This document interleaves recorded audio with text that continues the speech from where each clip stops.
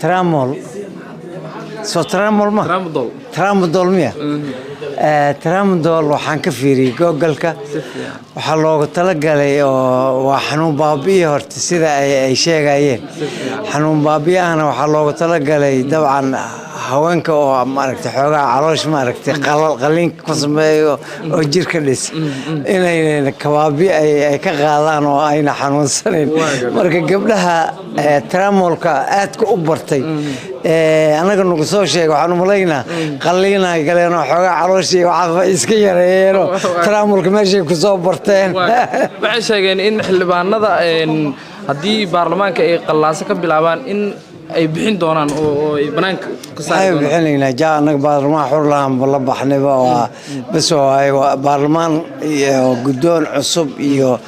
muxuu ahaay waxaan sameysanaynaa weegan haduu ilaahay yiraahdo guddoon cusub inna lillahi wa inna ilayhi raaji'uun